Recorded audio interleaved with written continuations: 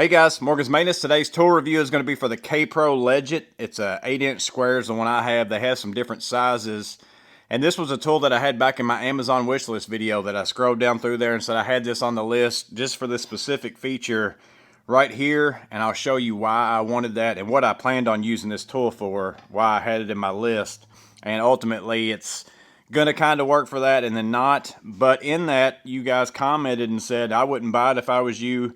Mine's not square, had a lot of issues with it, this and that. So you're probably thinking, well, what good does it do me to give you my thoughts if you're just going to go ahead and buy it anyways? But I actually did not purchase this. A buddy of mine picked it up at a store and just gave it to me as a gift. He also picked me up this mini trim puller. I've got the bigger version of this and it works really well, so I think a small version is actually going to be better. I haven't got to use it yet, just got this the other day, so I imagine that's going to work just as well too. So again, the big comments out of anybody that said anything about this, I don't think anybody said that they liked it, but most of the comments were that it's not square and their problems were along those lines. But let me go ahead and show you the features of it, and then I'll show you kind of what I have found out while I was looking at it. So it's going to be hard for me not to get any glare on this because this is a stainless steel ruler. You can maybe see that right there. Again, this is the 8-inch. It's going to run you, I think, around $22 on Amazon, and then I think they have a 12-inch. Maybe it's 27, 28 bucks. And you know, you might not want to get the 12-inch because as the farther you go out, the more the little issue might be if it's not square. And then it also has scribe lines where you can put this on somewhere. And again, I'm going to show you all the things. I'm going to get it in close.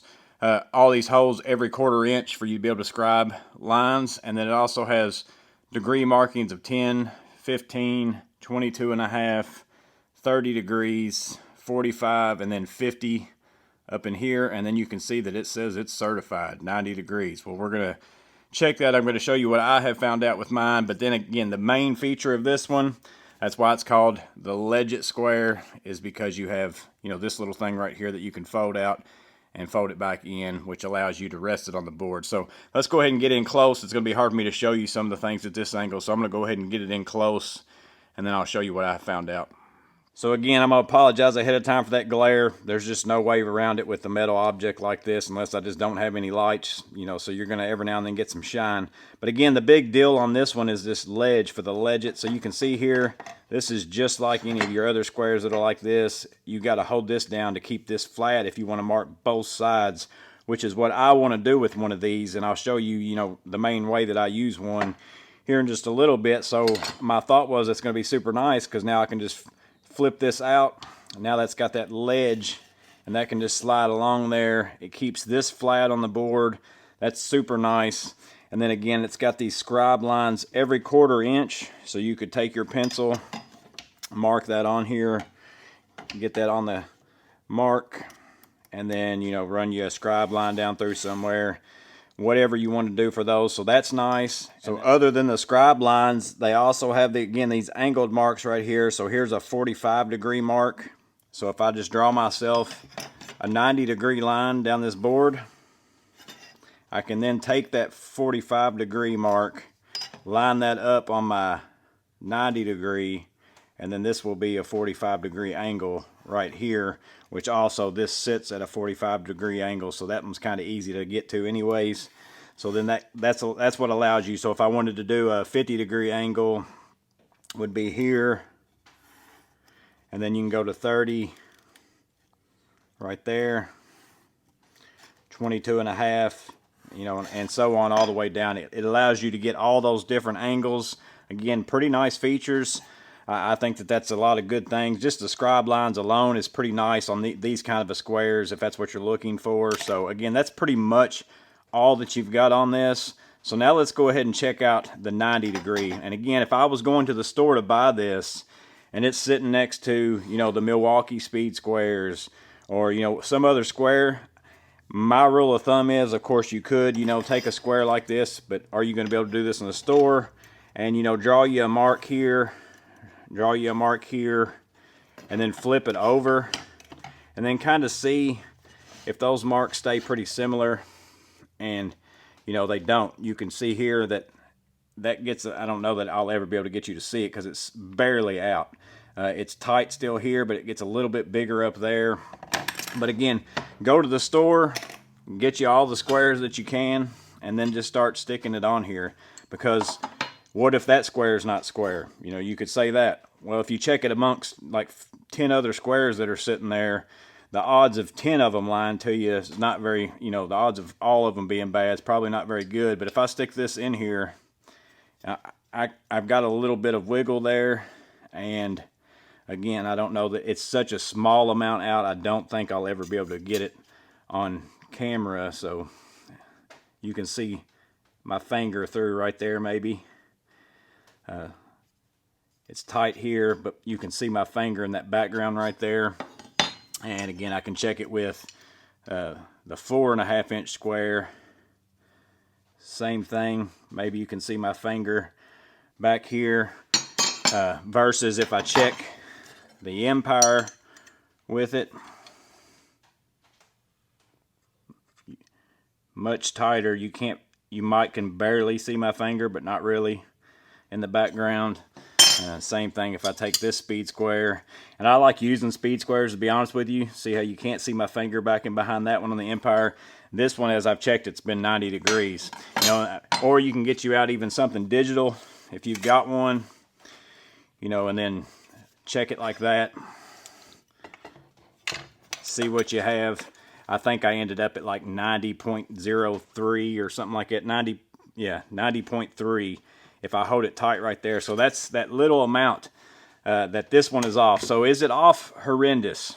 No, but again, it just depends on what you're going to do with it. Again, what I plan to do with it, that little amount would have not bothered me one bit. It's more so about the thickness of this for what I was going to use it for. But again, as I check it on this board here, I checked this. This is 90 degrees. So let me show you how these come out. That's 100% flat. I don't have any rocking at all. It's touching 100%. And then if I stick this one on there, I've got a small gap back in there, and I can make this thing, that small little percentage gives me just enough that I can sit there and rock that. Versus again, with all these other ones, they're all checking out to be 90 degrees. And coming out 100% flush.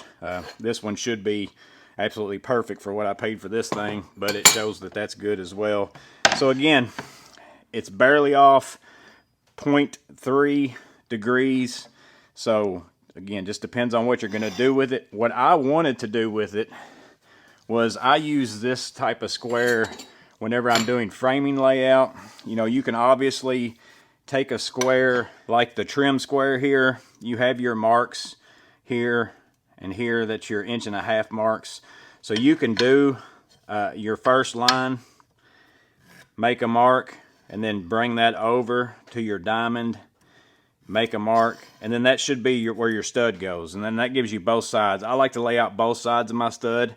Whereas the same thing with this Empire, which is what I actually prefer to use, because then I don't have to sit there and move and catch that line on that diamond. I can just go to this spot right here, and I can mark one and mark both sides at the same time, make my X. I don't have to shift and find the diamond, shift and find the diamond. That's just a lot faster for me. Again, I'm interested to know what you guys use down below, and then, you know, that gives me exactly where my stud's going to go. Both sides of the line is right on the edge of my stud, so I know exactly where it goes, because this right here is 1.5 inches, and then this right here is 1.5 inches, versus the KAPRO is 1 inch and 9/16. So it's just a hair over of what I would want it to be. So if I make my mark here and here, and again, it's super nice if I could use that ledge it, because then the ledge would sit on there. I can move down to my next line, boom, boom, and don't have to sit there and try to keep that flat. But with that little extra thickness, I've got, you know, a little bit of room on both sides of my line that I have to basically try to center it at that point. And again, probably going to be okay for the most part, as long as I know that I'm centered in that spot. But let's say, you know, as long as my marks are all measured off of tape measures, my first side of each line, you know, if I've got this side, and then I've already got those marked out somewhere. But again, if I'm using a tape measure and I'm going down and I'm marking them with these and laying it out, then sometimes that's not how I do it. So I could gradually just get off a little bit going down through there. So again, that's why I won't use this for that, because it's just the wrong size. But for my purposes, if I was going to use this, that little bit of degrees off was not going to be a big deal for me, because it's not going to shift my stud at some crazy angle. So again, it's not like I'm building cabinetry or I'm building a bookshelf or something like that. I'm just laying out for studs. That's what I thought this was going to be good for. So again, I don't know if you guys know of something, but that's why I'm not going to end up using that one. So yeah, guys, that's the KAPRO Legit. Again, $22 for this 8-inch. Is it the most robust square that I've ever felt in my hands? Absolutely not. This kind of square also is the one that's probably more prone to get out of square, just because of, you know, you've got a screw holding this in place, and this stuff can change easy if you drop it, especially drop it like this, or, you know, this is thinner, so it's liable to bend. You know, is it, again, worth $22?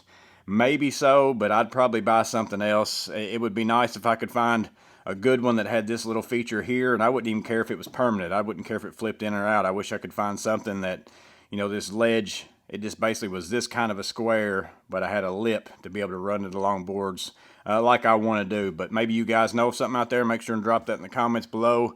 But again, would I recommend you buying this? Only if you can check it in the store ahead of time, or if you got free returns on Amazon, you can get it, send it back, keep getting more and more.